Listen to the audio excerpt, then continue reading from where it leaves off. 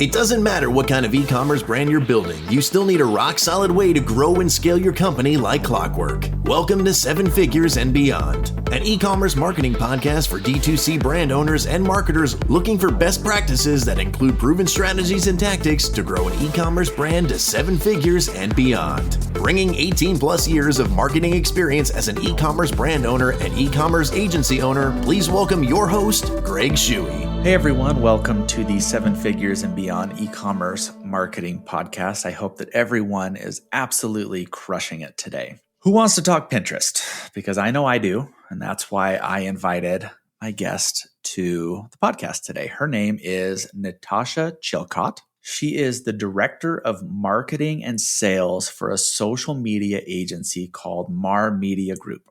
A little bit about them. Mar Media is a social-focused agency that builds social communities that convert for D2C brands, helping them generate a meaningful return beyond followers and likes. I mean, we all want that, right? They offer both a social accelerator program for startups and small brands, which is a done-with-you approach, as well as a full-service social media marketing done-for-you approach. So depending on the stage of your business, you've got a few different options if you choose to engage with them.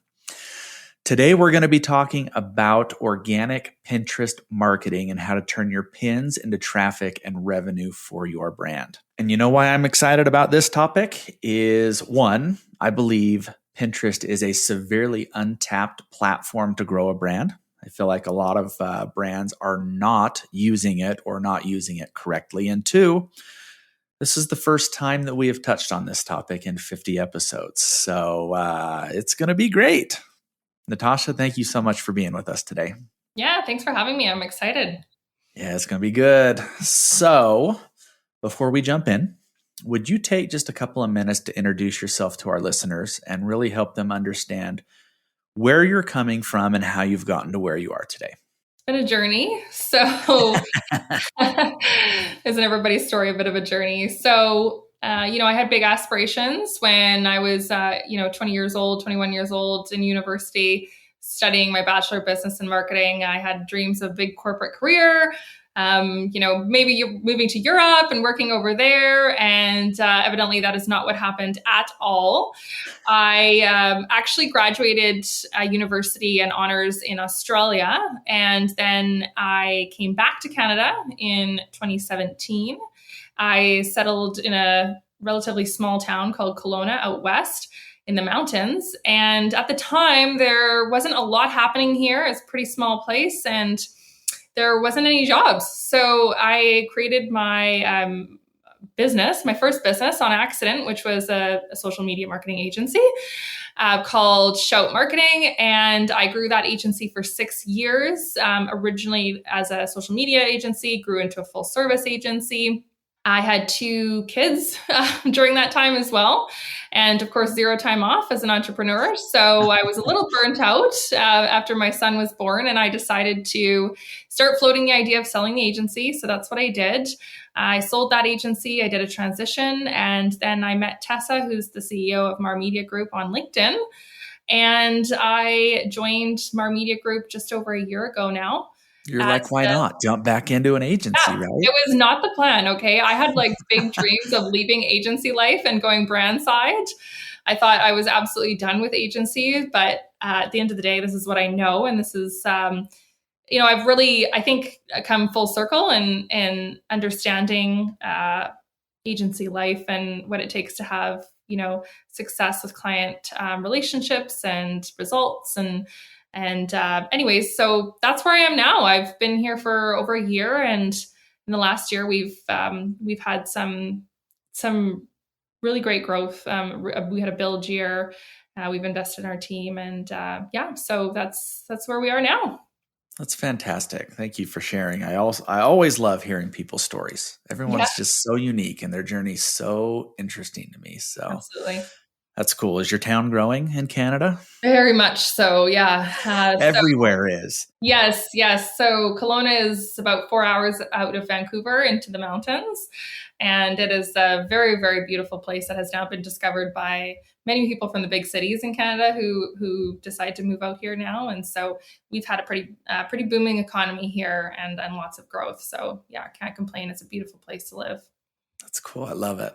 Love it a lot. Well, are you ready to jump in? Let's do it. Cool. Well, one of my first comments when we were kind of introducing the episode is that, I believe that Pinterest is an untapped platform for brand growth. I don't know if you share the same kind of opinion or mindset, but could we talk a little bit about that? Why do you think that is? And why might brands kind of shy away from Pinterest? I think that Pinterest is still such an unknown for I'm going to speak direct to consumer brands. Yeah. That's who we work with. I think most people that I talk to about Pinterest really don't understand Pinterest. They don't understand what it is as a platform, what it was really built for, and how to leverage it. So they just shy away from it, right?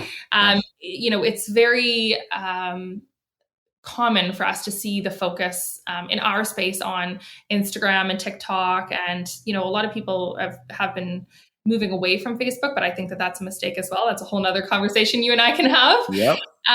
But when it comes to Pinterest, there's just, like I said, I think there's this lack of understanding, right? It doesn't operate like the other platforms. It's completely different.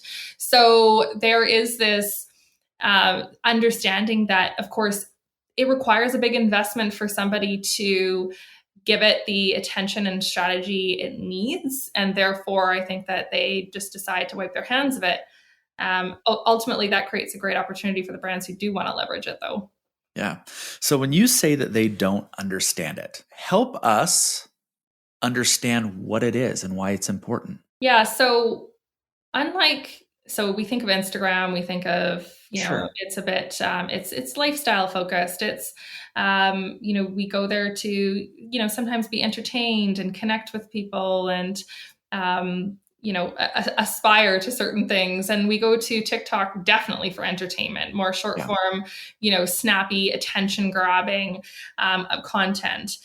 There, we have feeds there. We can interact and engage and comment on those feeds and things like that. We can direct message people. There's all these similar features, say between the two of them. Pinterest is not that at all. Pinterest is a search engine. Is what Pinterest is, right? It's a search engine. So that's where really the biggest difference lies, is that it is more of a consumption platform than an engagement platform. And therefore people don't really know how to use it, or they can't use it in the same way that they use Instagram and TikTok or Facebook. So that's really the primary difference that I see, is that it's a search engine, and it's a social search engine, if you think about it like that, right? And so much different than the other platforms. Interesting. So for a brand who's just starting out, they're like, hey, I've heard about this Pinterest thing, or they've used it before and they're not quite sure how to leverage it for their business. Like, what are those key elements that will help them build and execute a successful strategy on Pinterest? So first of all, you have to have a social strategy, period. I think that, going blind into Pinterest is going to be a recipe for probably giving up on it at a certain point. Yeah, so I think, from an agency perspective, we really want to look holistically at our social strategy and platform specific. So it's kind of two-tiered in the sense that we want to have a really solid understanding of what are the potential benefits of each of these platforms. So when we look at Pinterest as an opportunity to get in front of people who are intentionally searching for something, very different than TikTok, Facebook, or Instagram. TikTok a little bit, but in a different way. Yeah. So we have the opportunity to get in front of people that are conducting an intentional search. So that's, an opportunity that we want to identify. We have a big opportunity to drive traffic, right? To drive traffic to the online shop, more so than any other social platform out there, right? It's the quickest route to a product landing page through social media is a pin on Pinterest. So we want to look at what the key benefits of the platform are, and then we want to work backward to that from that to say, okay, how can we utilize content in order to encourage people to take the action that we want them to take? Well, first of all, the first thing that I would do as a brand is I would use, some of the analytic features that Pinterest provides, where you can actually look at what people are searching in your category. I would use that to come up with a content plan with at least 3 to 4 content categories that have different forms of dynamic content between things like that are stills. You can do videos there now. There's different types of content that you can do there. So I would look at, what is happening on Pinterest in your category. And this is really like your Pinterest keyword research. Yeah. To work backward from that and look at developing out a content strategy that feeds directly into what we know that people are searching for there. So if you do nothing else and that's it, that's your start, that's a great start because you're really paying attention to the consumers and what's of interest to them. Got it. Cool. So you look at the different keywords that people are searching for, and then you probably go even deeper and look at content. You look at engagement to figure out where they're getting traction. And then you kind of reverse engineer from there. And there's some other resources too that Pinterest provides that, are great. So there's Pinterest Presents, which comes out once a year, which, mentions whatever the changes and updates to the platform are, what the best practices of the platform are. So that's also a great place to start as a brand who is jumping into Pinterest for the first time. And then you've got Pinterest Predicts. So Pinterest Predicts is like your trend predictions. And this is, their forecasts for what's coming up. And this is also a great place to look if you want information on what kind of content is performing well right now on the platform itself. And that can help you inform how to distill your content categories into actual pieces of content. And that's accessed through the Pinterest analytics, and you can check it anytime. So it's really great for your content planning. Awesome. We'll make sure to throw those in the show notes so everyone remembers to check those out. So we've talked a fair amount about content so far. I mean, obviously, Pinterest is a content discovery engine. Yeah. So can you share with us what types of content typically perform best on Pinterest? And how can brands really tailor that content to resonate with those type of users and shoppers? Mm-hmm. Yeah. So it does vary from brand to brand, of course, and category to category, like in terms of industry. But for the brands that we are currently working with in the direct-to-consumer space, the type of the type of content that performs really well is typically your inspirational style of content. So think of, for instance, our brands who are home decor or home products and things like that. Pinterest is a big space for inspirational home decor, design, materials, all sorts, right? So when we look at that industry, for instance, we're really looking at how can we tap into the needs and desires of that audience and what they're searching. So for instance, if someone is searching, I'm just making something off the top of my head right now, but if someone's searching, modern fireplace ideas, then we can actually, curate our content. And usually what we'll do is we'll try some different styles of content, right? So one of them might be a video, one of them might be a graphic that breaks down the elements of that fireplace and the different materials that we used. One of them might be a still. So we're consistently testing across those. What we're seeing right now is that we are seeing better performance out of some of our video content on some accounts, and then for others, not at all. So it is all over the place. So I wish I had like a blanket answer for this, but honestly, this is why we test constantly. We test our content types through our categories on a regular basis. Every month, we review our analytics and we drill down, we refine our strategy on an ongoing basis, because for one thing, the platform's changing. Another thing, consumer behaviors are consistently changing. So we need to always be testing and asking ourselves the question. Otherwise, we everybody has a tendency to get a bit complacent with these things and just rinse and repeat what you've been doing. So my biggest advice is there is no, sure shot piece or style of content that is going to just perform the best. What you need to do is make sure that you're testing your dynamic content types against each other and kill your low performers. Always, look at where are we seeing low performance, get rid of them. Don't repeat them, right? Use the 80-20 rule and spend 80% of your content on things that you see are performing well. And then use that 20% to test new things and trends. And once they start performing well, move them into the 80%. That's what we usually say. And that's a strategy that has really allowed us to scale results on Pinterest for our clients. That's awesome. Sometimes I'm amazed, we do a lot of meta ads for our clients, and I'm amazed at what works for some of them. Right? Like I get that same question a lot as well. It's like, what types of content? Well, we have these frameworks that we build and they work between 70 and 80% of the time, but sometimes it just doesn't work. And then you've got to go back to the drawing board and get creative and test a lot. Yeah. And so it sounds like it's the same concept on Pinterest as well. It is, right? And, similar to you, this was TikTok, this isn't Pinterest, but it just goes to show you. We posted a still on TikTok and you'd be like, what? Like a still on TikTok? I've never even heard of that. Yeah, I know. Like we were testing this and we had some crazy performance out of this still. And our client was like, what? Like, why are we posting this? And we were like, trust the process. Never stop testing, never stop iterating. Like you do not make assumptions when it comes to social media marketing, right? You want to consistently be sort of pushing yourself and trying new things.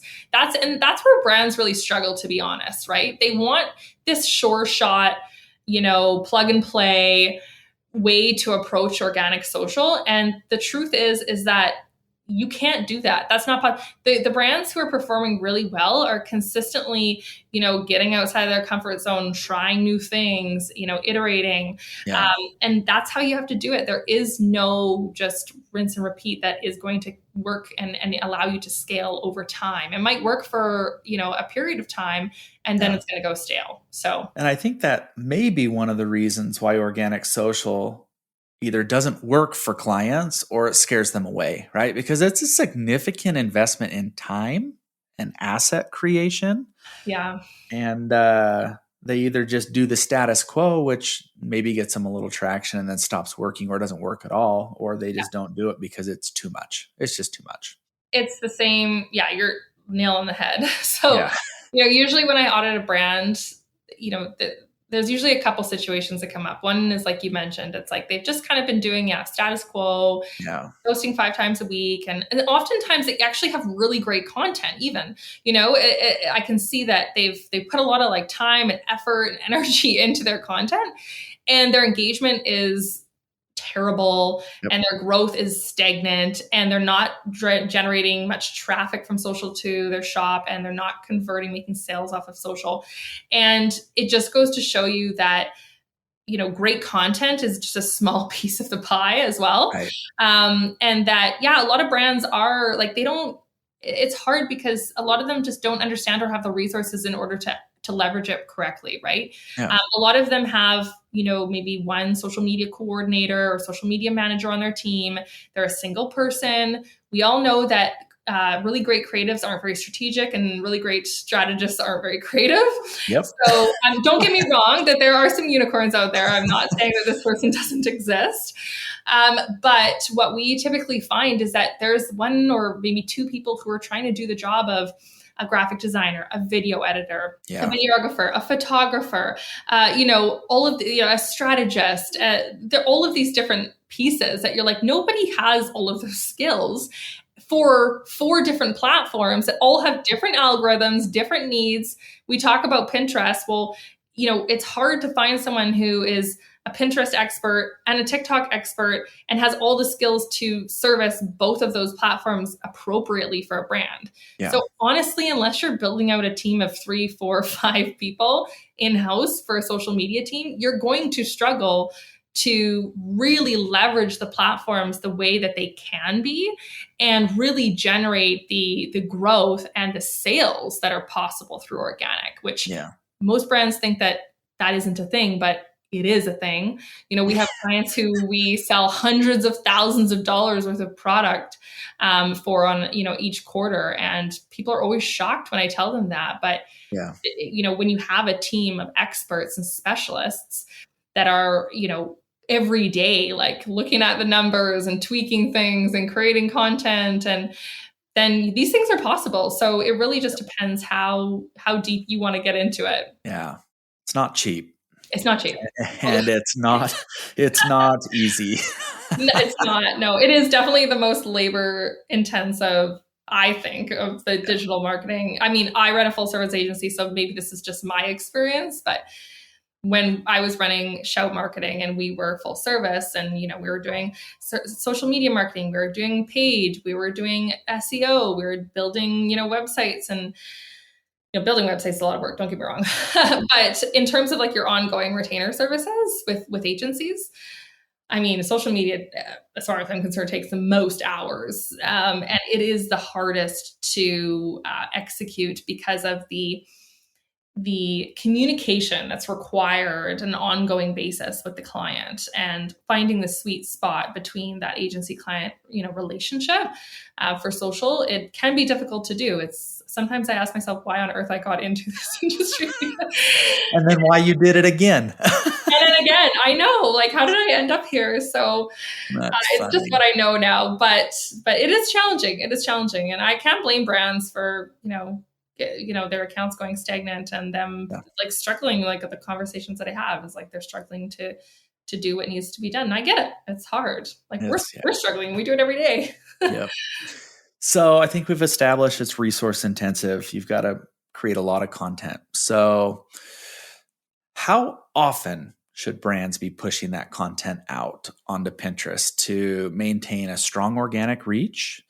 Does timing matter where it's placed on Pinterest? Like, walk me through that. So some brands are going to shudder when I say this, but 5 to 25 pins per day is typically what we would shoot for. Okay. Now, remember that all of those pins don't have to be your original content, right? Okay. Pin other people's content into repurpose, repin content as well. So we're not talking about 25 original content pins every day, and that would be a full-time job for somebody. Yeah. But we want to make sure that, just like any other platform and any other content, we want to ensure that we don't compromise the quality, right? So if 20 pins a day, knowing that, probably about half of that should be your own original content. If that's just not possible, then you don't want to just go pinning anything. Don't put out crap. Yeah, exactly. Don't put out crappy content. Doesn't matter what platform we're talking about here. Okay. Yeah. And then when it comes to, there was a second part to your question. I'm blanking on what the second part of your question was. I'm probably blanking too. Timing. We're both in shock over the 25 pins a day. So, and then when it comes to, there was a time you mentioned timing. Yeah. We are moving away from timing as being as important as it used to be. So on social in general, not just Pinterest. Yeah. Your optimal times to post. Honestly, these things are a lot less important than running, an active account that is consistent, that is also engaging outwardly. And what I mean by that is, so what you're doing that on Pinterest when you're repinning other people's posts and clicking their links and things like that, right? You're going and you're using the platform. So these platforms, they want you to use them, not just it's not a monologue. You're not supposed to stand there and just talk about yourself all the time. It's supposed to be a conversation. It's social media, right? So you have to understand that if you spend all your time just pinning those 25 pins a day and you don't do anything else on the platform, then you're probably not going to see not probably. You're not going to see. You're not. No, you're definitely not. And the same goes for Instagram, TikTok, whatever platform you're talking about, right? We have to spend that time utilizing the platform in the way that it was built to be utilized, right? Yeah. So that's something, to consider. We're not as concerned about the time as we are about, are you using the platform as an engaged account the way it was supposed to be used? Got it. And then the other thing that I wanted to mention is that we really want to think about those keywords when we're creating content. Yep. So we talked about that a little bit earlier, where we have our content, categories based off of things that we know that people are searching.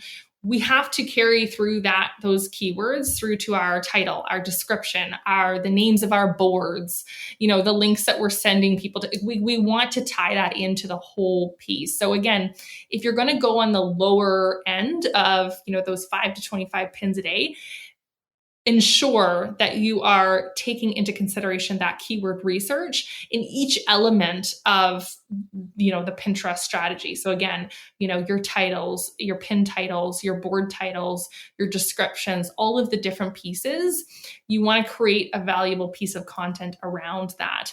And don't underestimate the description either, right? I see a lot of content on Pinterest that has essentially no description.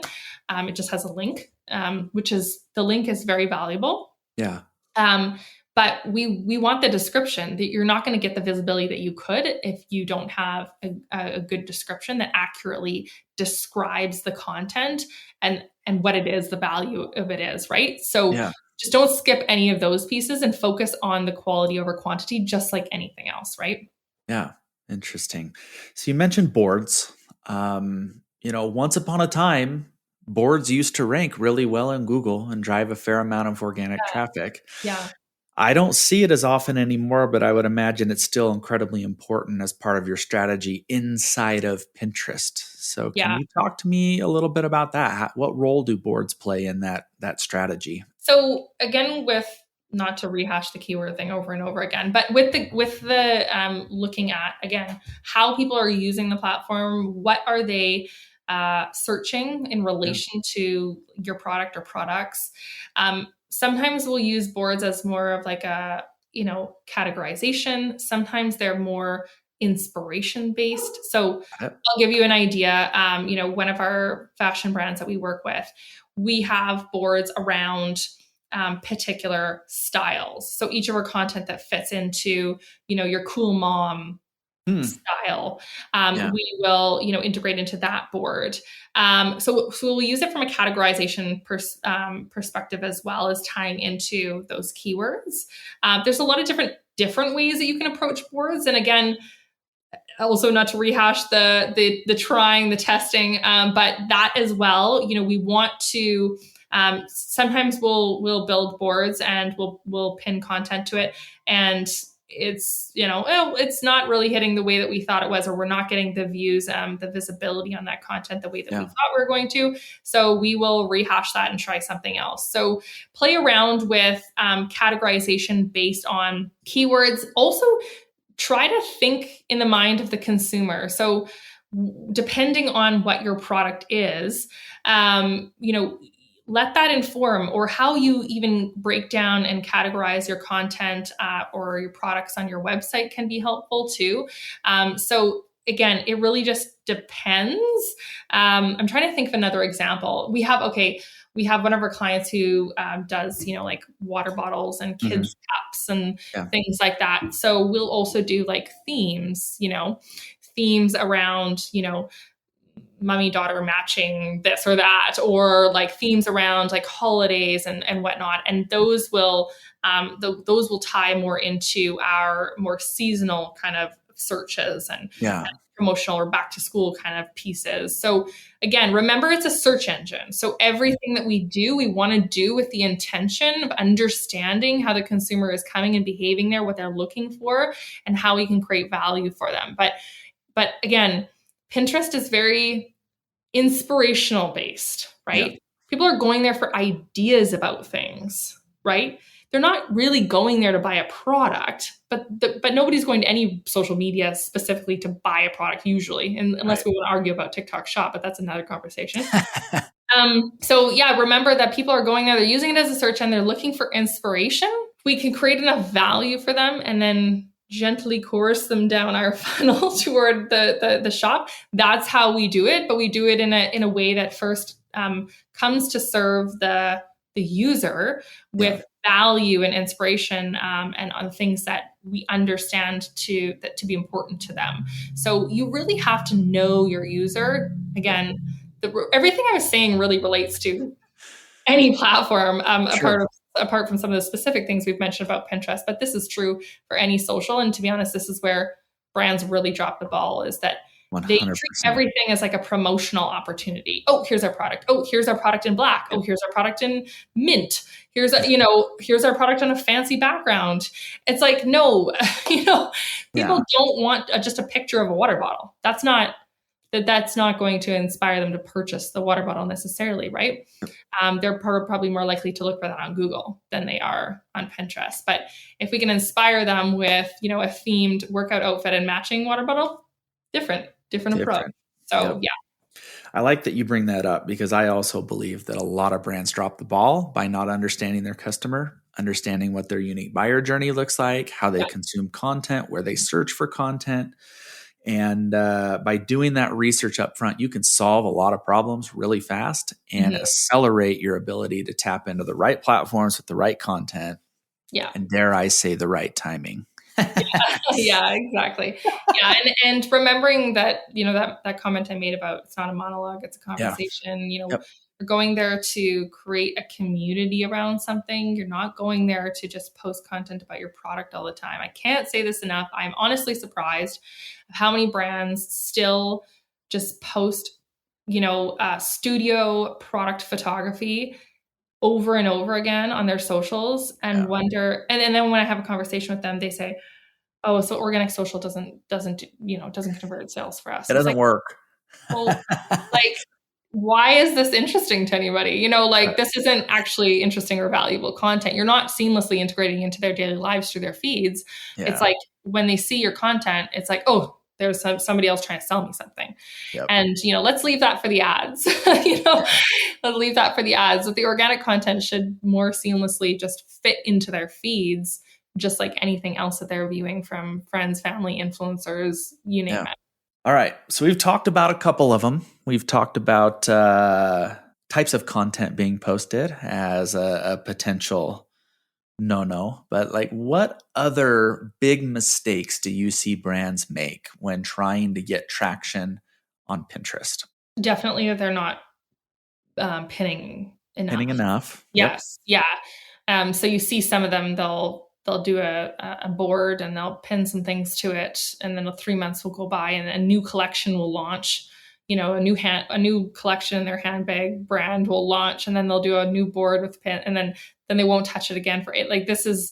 It's completely, It's not that it's pointless, because remember that Pinterest content doesn't have an expiration date, unlike content on TikTok or Instagram or Facebook, which once a day has gone by, it's pretty much done, right? Yeah. That's even long, probably.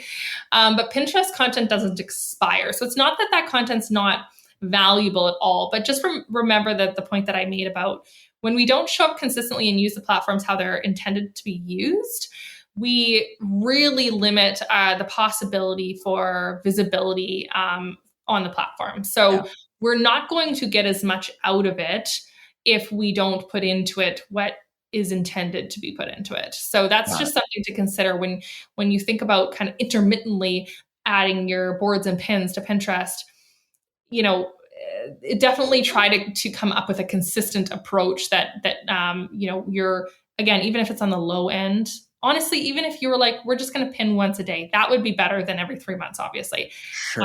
And this is kind of like the rule of thumb. The other mistake that I see is obviously that hyper focus on just product content. It's as opposed to product being integrated into something that is more inspirational for clients. And again, that's where we see that we have the most traction, and that's where we see that we make the most sales directly from Pinterest, is when we integrate our product into something. So instead of pinning a picture of a coffee table on a white background, we want to integrate that coffee table into different settings that tie into the different design choices that people might make for their homes and search for. Yeah. So that's what we're trying to do.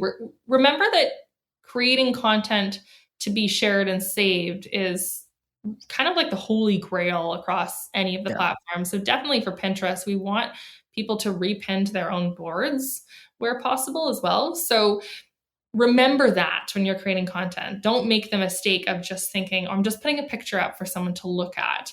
We want to create a use for that piece of content. So yeah, don't make the mistake of just pinning all of your studio shots to Pinterest. It's just terribly boring and not likely to lead to any sort of meaningful traffic to your online shop. Yeah, I love it. So kind of wrapping up, I mean, the last question that I love to ask folks is like, what predictions do you have for next year? We're coming up on 2025 really fast. We know that digital marketing in general changes really fast. Social platforms change. Like, where do you think Pinterest is going next year? And how can brands capitalize on that? I'm like the type of person in social media who typically doesn't make predictions, but I do follow. I do listen. So, if we listen to Pinterest and Pinterest Predicts and Pinterest Presents, which will be coming out soon for 2025, that's where I would be getting my information from if I was a brand who wanted to look at utilizing Pinterest in the upcoming year. But, in terms of where the platform is going, I think that we will continue to see more dynamic integrations with Pinterest in terms of what you can do with content there. We saw it, you never used to be able to pin a video, for instance. Like these are all things that we see that are happening on the other platforms.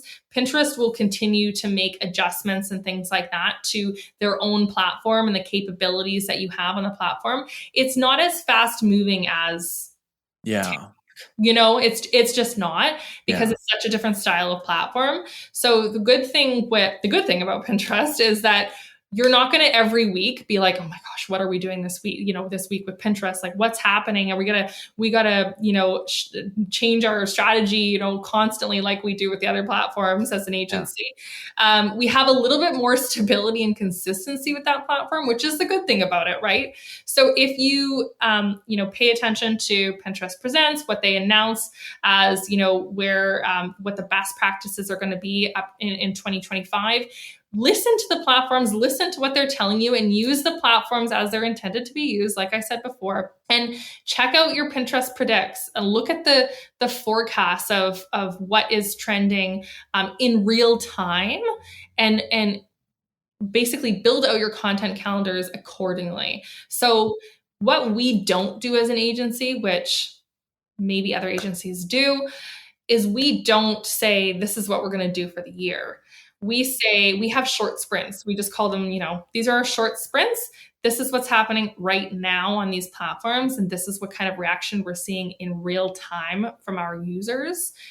Therefore, we're going to do this for the next 30 days. Got it. Having an overarching strategy is a great place to start as a brand, like I said at the beginning of our conversation. But what you're looking at there is, generally speaking, your positioning, your tone of voice, your target personas on social, how they use the platforms, those types of pieces. When it comes to your content strategy, it's moving and shaking, constantly moving and shaking, right? Be on it, understand your general direction and your categories and what you're talking about when it comes to your messaging.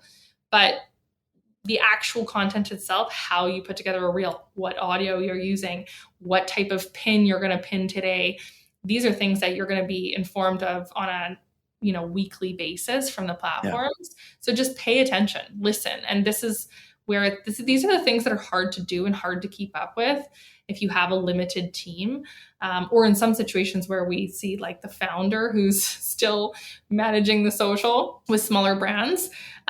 These are the things that are hard to keep up with, and that's why you're not seeing the performance. So remember that there is no one size fits all between any brand. Doesn't matter if you're in the same industry. Yep.